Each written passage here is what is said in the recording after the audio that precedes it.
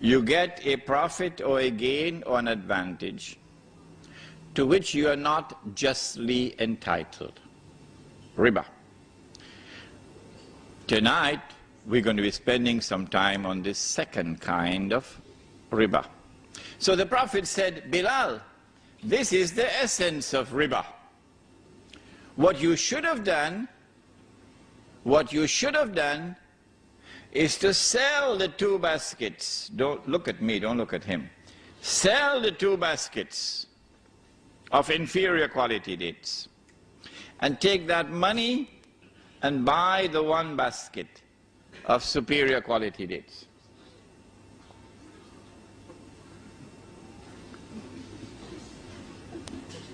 And so they had equal value. Equal value. And so it was haram to exchange 2 baskets of dates for 1. It was riba.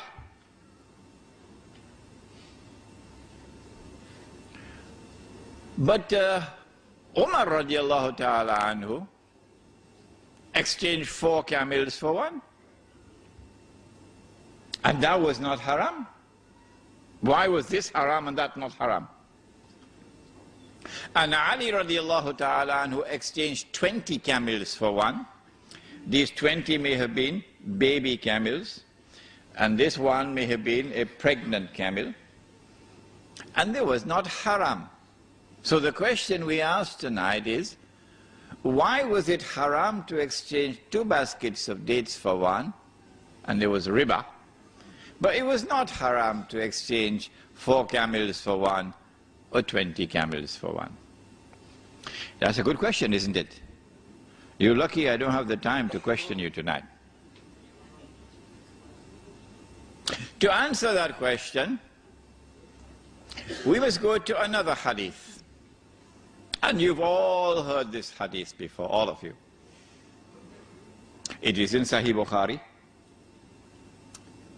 The Prophet sallallahu ta'ala alayhi wasallam is describing a transaction in which there is an exchange of gold for gold,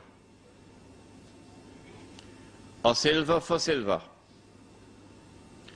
or wheat for wheat, or barley for barley, or dates for dates. This is the one, dates for dates, or salt for salt.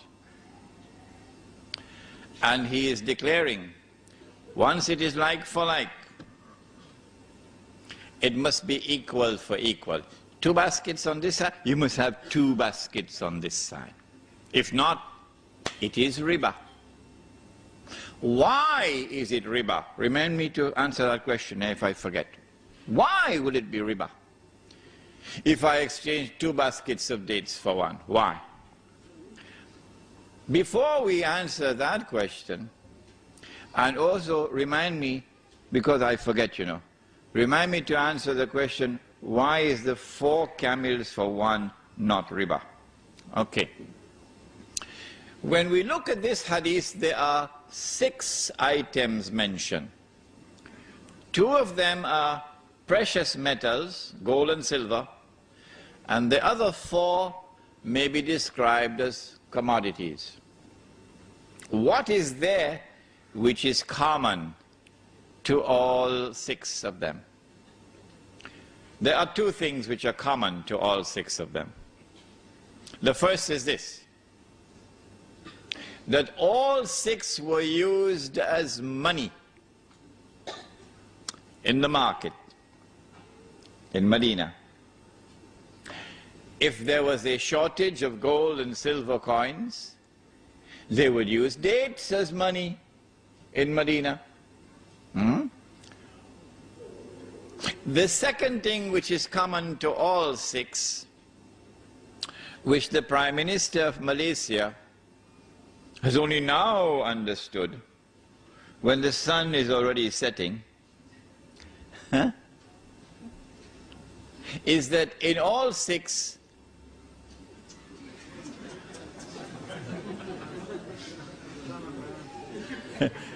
in In all six, the value of the money is in the money. In other words, in all six, the money had intrinsic value. I heard with my own ears the Prime Minister of Malaysia say a few years ago, of course he's going to be embarrassed now to be reminded of it. He said, money has no intrinsic value. Now he's backpedaling because now he's beginning to learn a little thing from us who are teaching this subject for years now. And so the two things which are common are, number one, all six were used as money. And number two, in every case, the money had intrinsic value. Welcome, brothers and sisters, to Sunnah money. You never heard of it before. You heard about the Sunnah, it's the beard. You heard about Sunnah, Salat. But you never heard about Sunnah money before. First time. What is Sunnah money? Sunnah money is either precious metals or commodities. And Sunnah money is money which has intrinsic value. I leave behind me two things. So long as you hold on to them, you will never go astray. The Book of Allah and my Sunnah. And this is also his Sunnah. And we've abandoned it today. This is riba. We will explain to you how it is riba. We've abandoned what we had as Sunnah money and replaced it with riba. We'll explain to you how. But wait a minute. This money, which is Sunnah money, is it also in the Quran? I mean, did we abandon the Quran as well? Oh, that would be terrible. So let's go to the Quran and see. When Yusuf alayhi salam was in the well, you shaking your head? Okay, he was in the well. The travelers came, fished him out of the well, and they took him to Egypt and they sold him. Surah Yusuf. وَشَرَوْهُ بِثَمَنٍ بَخْسٍ دَرَاهِمَ مَعْدُودَةٍ. And they sold him for a few measly dirhams. What is this word dirham? A dirham is a silver coin, precious metals. And then there is this ayah also in the Quran, in Surah Ali Imran, where Allah subhanahu wa ta'ala addresses the double standards of the Jews. And remember, it is not Imran Hussein who is speaking, it is Allah subhanahu wa ta'ala. So if they want to arrest anyone, they will have to arrest Allah subhanahu wa ta'ala. Let him try to do that now. وَمِنْ أَهْلِ الْكِتَابِ مَنْ إِنْ تَأْمَنْهُ بِقِنْطَارٍ يُؤَدِّهِ إِلَيْكَ.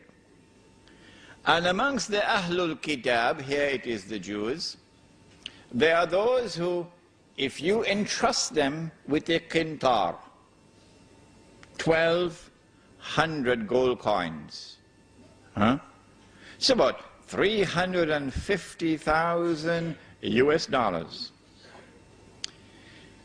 Could you kindly keep this for me safely? When you want it back, they will return it to you. Why? Because you're a Jew. وَمِنْهُمْ مَنْ إِنْ تَأْمَنْهُ بِدِينَارٍ لَا يُؤَدِّهِ إِلَيْكَ. But amongst them there are those who, if you give him a dinar, a gold coin, could you kindly keep this safely for me? When you want it back, you can't get it back.